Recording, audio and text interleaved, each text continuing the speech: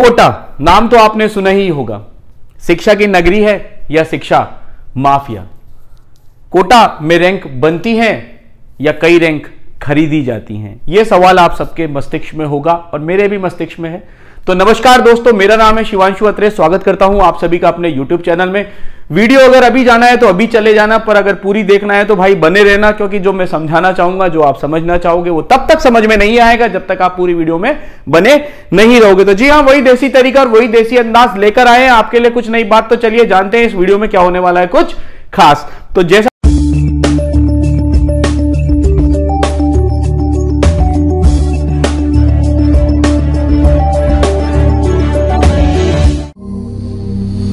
खास तो जैसा कि मैं बात कर रहा था कि कोटा एक शिक्षा की काशी है या शिक्षा माफियाओं का गिरोह है।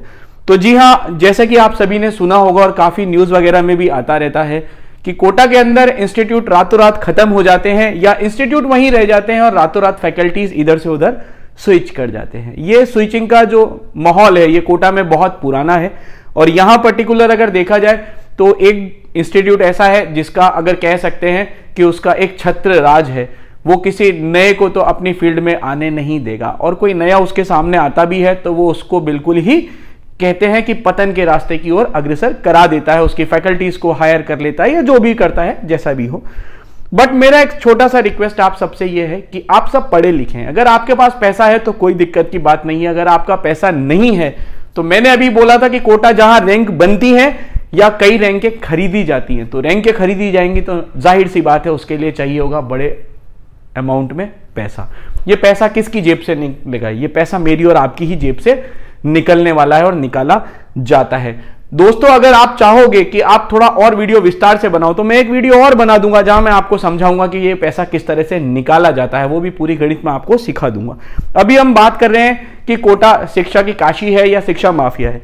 देखिए, अगर हम बात करते हैं, बहुत अच्छा एजुकेशन में नाम है कोटा का और बहुत बढ़िया चल रहा है। जी हाँ, और मैं खुद भी कोटा का ही रहने वाला हूं, इसलिए मेरा ये वीडियो बनाना काफी लोगों को बड़ा अचंभित कर देगा कि सर आप ऐसी वीडियो बना रहे हैं, पर यह जीवन की सच्चाई है। यहां प्रतिवर्ष 1 लाख से 1.5 लाख बच्चे, 2 लाख तक भी बच्चे पढ़ने आते हैं और अपनी नीट की और IIT की तैयारी करते हैं, और बहुत बढ़िया बात है, करने भी चाहिए। पर मेरा सवाल उन सब अभिभावकों से है, माता पिताओं से है, मेरे छोटे भाई बहनों से, मेरे विद्यार्थी गणों से है कि मेरे दोस्तों मुझे एक बात बता दो, कोटा में 1 लाख, 1.25 लाख, 1.5 लाख, 2 लाख बच्चा पढ़ने जरूर आता है, पर IIT में कितनों का सिलेक्शन होता है? अब आप ये मत कहिएगा कि सर 10,000 का होता है और 10,000 के 10,000 कोटा से हो जाते हैं। नहीं भाई, ऐसा नहीं है।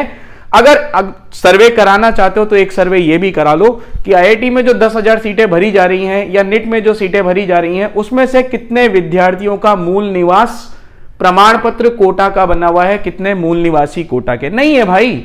गिनती के होंगे, आप उंगलियों पे गिन लो, या ज्यादा से ज्यादा 50-100 होंगे, इससे ज्यादा नहीं होगा। बहुत बहुत बहुत ही हल्का परसेंटेज होगा। बट आप इस चीज को समझिए, जब पूरा देश कोटा में पढ़ने आता है तो ऑटोमेटिकली कोटा का नाम तो बट ऑब्वियस सी बात है हो ही जाएगा, कि क्योंकि भाई दिल्ली का भी बच्चा आके पढ़ रहा है, उड़ीसा का भी बच्चा आके पढ़ रहा है, तमिलनाडु का बच्चा पढ़ रहा है आके, यहाँ पर हरियाणा, यूपी, बिहार, पंजाब, सब जगह के बच्चे आके पढ़ रहे हैं। तो जब बच्चे एक ही जगह पढ़ेंगे, और उसको हम हब कहते हैं, एजुकेशन हब बना देंगे और सिलेक्शन होगा तो हम कहेंगे भाई कोटा में सिलेक्शन होते हैं। तो कोटा सिलेक्शन नहीं देता। रिमेंबर वन थिंग, एक योग्य शिक्षक की पहचान उसकी संपत्ति से नहीं, उसके योग्य छात्रों से होती है। तो एक योग्य शिक्षक योग्य छात्र नहीं बनाता, बल्कि एक योग्य छात्र ही योग्य शिक्षक बनाता है, चाहे वो शिक्षक उसके स्कूल का हो, उसकी कोचिंग का हो। अब बात करते हैं, अगर कोटा में आकर ही रैंक बनती तो भारत का इतिहास नहीं रचा जाता।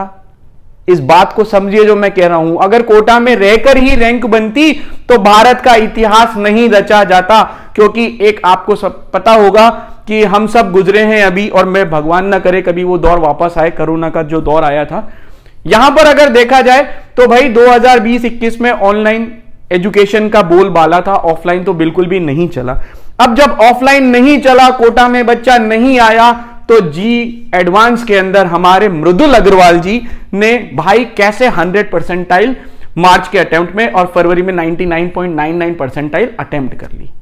ये तो कमाल की बात हो गई। ऑनलाइन पढ़कर, ऑफलाइन नहीं था, फिर भी 100 परसेंटाइल तक बच्चा अचीव कर गया। तो ऑनलाइन में क्या पढ़ाया जा रहा था, जो कोटा में ही सिखाया जा रहा था, परंतु बच्चा अब वो ऑनलाइन में उससे ज्यादा नंबर ले आया। चलो छोड़ो बात, ये तो जी की बात हो गई। हम नीट की बात कर लेते हैं। नीट के अंदर 2020 में तो बहुत ज्यादा ही बोलबाला था, वहां भी हमारे शोएब जी और आकांक्षा जी 720 में 720 लाकर खड़े हो जाते हैं। और चलो उनकी भी छोड़ो, मृणाल तन्मय और कृतिका, इन्होंने ऐसा क्या कर दिया भाई? मृणाल तन्मय और कृतिका इन्होंने ऐसा क्या कर दिया कि 720 में 720 नंबर लाके ऑल इंडिया रैंक 1 ले लिया नीट 2021 में। भाई ऑफलाइन तो बंद था, ऑनलाइन चालू था। ऑनलाइन एजुकेशन में 720 में 720 नंबर कैसे आ गए? ये बात आपको और मुझको समझनी पड़ेगी कि पैसा आपकी जेब से निकाला जा रहा है। दोनों में बहुत फर्क है, ऑनलाइन एजुकेशन और ऑफलाइन एजुकेशन में। जब बच्चा कोटा आता है, यहां मैं बार बार कह रहा हूं, लाख, सवा लाख, 1.5 लाख, 2 लाख तक बच्चा आता है, पर 99.99% बच्चा केवल यहां घूमने फिरने और मौज मस्ती करने आता है। यह पेरेंट्स को समझ में बात नहीं आ रही है। भाई मैं कोटा का निवासी हूं, मुझे पता है जब मैं कोटा की सड़कों पर घूमता हूं तो कोटा के लोकल से ज्यादा मुझे बच्चे ही घूमते नजर आते हैं, और वो हाथ में किताब लिए नहीं, हाथ में गुलाब का फूल लिए नजर आते हैं। आप इस बात को समझिएगा। ये बात बहुत कटाक्ष की तरह ले रहा हूं मैं, पर इस बात को समझिएगा। वो क्योंकि एक विद्यार्थी के अंदर, आप और हम एक इंसान है, हमारे अंदर डर किसका होता है? सबसे ज्यादा डर होता है अपने मां बाप का, अपने मां बाप का, उनकी इज्जत का, अपने भाई बहन का, अपने परिवार का। जब परिवार ही आपके साथ नहीं है तो फिर डर किस बात का है? फिर तो आप सब सरकारी हैं। इस चीज को समझिए।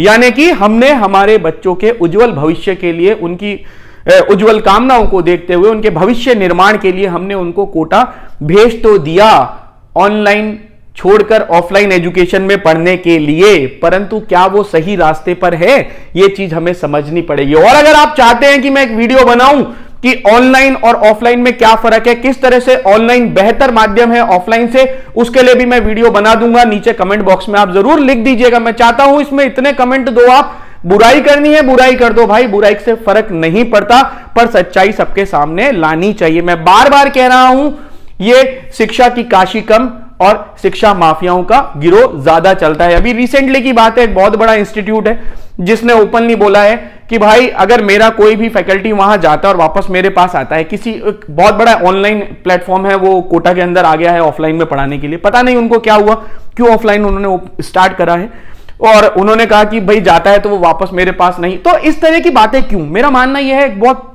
बढ़िया सा कोटा है, शिक्षा बहुत अच्छी है भाई, शिक्षा तो सबका अधिकार होता है, सर्व शिक्षा अभियान चलाया जाता है। शिक्षा तो जितनी बांटी जाए उतनी कम है भाई। एक शिक्षक की पहचान यही है कि जितना हो सके आप बच्चों को मुफ्त शिक्षा बांट दो, या कम से कम एक नॉमिनल फीस में बांट दो, कि हर कोई, कहते हैं ना, चौकी चौकी ढांडी ढांडी तक शिक्षा पहुंच जानी चाहिए, किसी की जेब पर भार नहीं पड़ना चाहिए। पर आज हो क्या रहा है, आप एक बार ऑफलाइन की फीस पता कर लेना। जब हम जी की या नीट की तैयारी करेंगे तो लाख से 1.5 लाख रुपए तक फीस हो जाती है। साथ के साथ वहां रहना खाना भी हमको पड़ता है उस जगह का, वो भी तो पैसा कौन दे रहा है? आप ही तो वहन कर रहे हैं। तो भाई इस चीज को समझो, मुझे बताने की जरूरत नहीं है, बच्चा आपकी नजरों के सामने रहेगा। आपसे ज्यादा, आप अभिभावकों के लिए कह रहा हूं मैं, आपसे ज्यादा अपने बच्चे का कोई ध्यान नहीं रख सकता। आपको केवल उसको घर रहकर मॉनिटर करना है। अगर आप मॉनिटर भी नहीं कर पा रहे तो धिक्कार है ऐसे माता पिता होने पर कि हम अपने बच्चों की देखभाल ही नहीं कर पा रहे हैं। आप बच्चों का भविष्य बना नहीं रहे, उनका भविष्य बिगाड़ रहे हैं, और इस बात को मैं लिखकर दे सकता हूं। आपको बात समझनी होगी। अगर ऑफलाइन इतना ही बेहतर होता, अगर कोटा में काशी इतनी ही जबरदस्त होती, तो मृदुल अग्रवाल, मृणाल तन्मय, कृतिका, शोएब, आकांक्षा के पूरे में पूरे नंबर नहीं होते। 720 में 720 और 100% नहीं बन पाते। यह सब मुमकिन कब हुआ है? जब शिक्षा ऑनलाइन थी। आप इस चीज को प्रैक्टिकली समझिए कि भाई 500 बच्चों में पढ़ने से अच्छा है लैपटॉप के सामने बैठकर खुद पढ़ लो, अकेले समझ लो, समझोगे बड़ा मजा आएगा। टीचर से भी डाउट साथ साथ ही क्लियर करते चलोगे।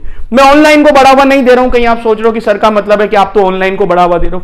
आप जिस भी सिटी में रहते हो भाई, मेरी तरफ से, आप कन्याकुमारी में रहते हो, आप तमिलनाडु के किसी गांव में रहते हो, आप कर्नाटक में रहते हो, पंजाब हरियाणा कहीं भी रहते हो, आपके वहां कहीं ना कहीं छोटा मोटा तो इंस्टीट्यूट होगा। आप वहीं रहकर अपने बच्चों का बराबर ध्यान रख सकते हैं। आप इस चीज को समझो, क्योंकि मैंने, पता है मैं ये वीडियो क्यों बना रहा हूं, क्योंकि अभी मैं कल घूम रहा था, मुझे एक माँ बाप मिले, मुझसे उनकी हालत देखी नहीं गई। उन्होंने मुझे हाथ दिया, लिफ्ट मांगी मुझसे और मुझे बोला कि हमें ना कोटा में कोई अच्छा सा इंस्टीट्यूट बता दो, बच्चे का एडमिशन कराना है। बच्चा भी साथ में था। तो मैंने उनसे पूछा कि आप लोग कहां से आए हैं? तो वो कहीं बिहार से आए थे और मैंने पूछा कि भाई आपको किस इंस्टीट्यूट में कराना है? बोले हमें नीट की तैयारी करनी है और एक इंस्टीट्यूट का हमने बहुत नाम सुना है, हमें वहां एडमिशन कराना है। मैंने कहा आप ठीक है, मैं आपको बता देता हूं। मैंने उनको ड्रॉप भी कर दिया, पर रास्ते में जब हमारी बातचीत हुई तो हमें पता चला कि भाई वो अपना खेत, कहते हैं ना कि माँ बाप के जैसा ही होता है खेत, जमीन, वो जमीन को बेचकर आए हैं अपने बच्चे की एजुकेशन के लिए। तो ऐसी एजुकेशन का क्या फायदा भाई? ये हर कोई, मैं लिटरली बता रहा हूं, हर कोई एक महारथी नहीं होता, हर कोई इतिहास नहीं रच सकता। इस बात को समझना पड़ेगा। आप अपने घर पर रहकर ही बहुत अच्छी शिक्षा पा सकते हैं। तो इस शिक्षा के व्यापार में मत उलझिए, इस शिक्षा की काशी या शिक्षा माफिया को आप समझिए। आपको समझना पड़ेगा कि आप घर रहकर भी अच्छी पढ़ाई कर सकते हैं। तो उम्मीद है मेरी ये वीडियो जो मैंने बनाई थी कि कोटा शिक्षा की काशी या शिक्षा माफिया, आपको समझ में आ गई होगी। अगर फिर भी समझ में नहीं आई तो कमेंट कर देना, मैं ये भी प्रूफ कर दूंगा कि किस तरह से ऑनलाइन ऑफलाइन से बेहतर है। तो मिलेंगे नेक्स्ट वीडियो में। टिल देन पढ़ते रहिए, खुश रहिए। जय हिंद, वंदे मातरम।